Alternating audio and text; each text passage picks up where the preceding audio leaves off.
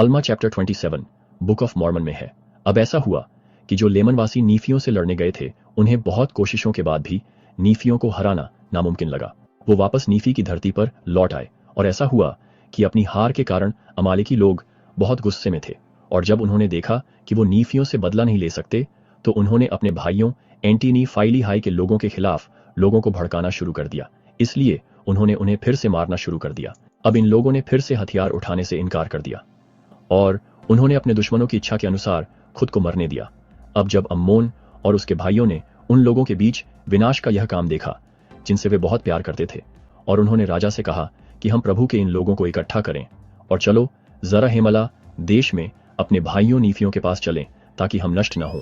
लेकिन राजा ने उनसे कहा कि देखो, नीफियों हमें नष्ट कर देंगे हमारे द्वारा उनके विरुद्ध किए गए कई हत्याओं और पापों के कारण। और अम्मोन ने कहा कि मैं जाकर प्रभु से पूछूंगा। और राजा ने उससे कहा, हाँ, अगर प्रभु हमसे कहता है कि जाओ तो चलो हम नीचे जाएं और अपने भाइयों की दया पर भरोसा करें। और यहोवा ने उससे कहा, इन लोगों को इस देश से निकाल दो, ऐसा न हो कि वे नाश हो जाएं। और उन्होंने अपने सभी लोगों को इकट्ठा किया, हाँ, प्रभु के सभी लोग, और अपने सभी झुंडों और जानवरों को इकट्ठा किया और उस देश से चले गए और देश की सीमाओं के पास आ गए। और ऐसा हुआ कि जब अम्मोन देश में जा रहा था कि वह और उसके भाई अल्मा से मिले उस जगह पर जिसके बारे में बात की गई है। और देखो, यह एक खुशी का मिलन था।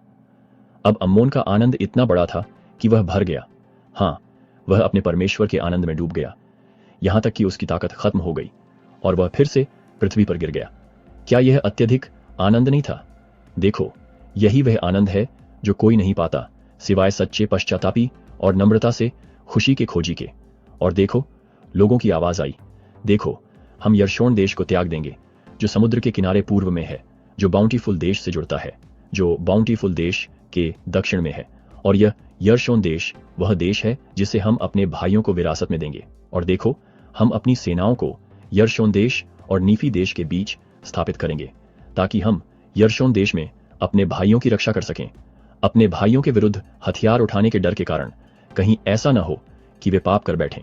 और ऐसा हुआ कि जब अम्मोन ने यह सुना वह एंटीनी फाइली हाई के लोगों के पास लौट आया और अल्मा ने उन्हें अम्मोन और हारून और अपने भाइयों के साथ अपने धर्म परिवर्तन के बारे में भी बताया। और ऐसा हुआ कि इससे उनके बीच बड़ा आनंद हुआ और वे यर्शोन देश में चले गए और यर्शोन देश पर अधिकार कर लिया। और नीफियों ने उन्हें अम्मोन के लोग कहा और वे नीफी के लोगों में से थे और उन लोगों में भी गिने जाते थे जो परमेश्वर के चर्च के थे, क्योंकि वे सभी चीजों में पूरी तरह से ईमानदार और सीधे थे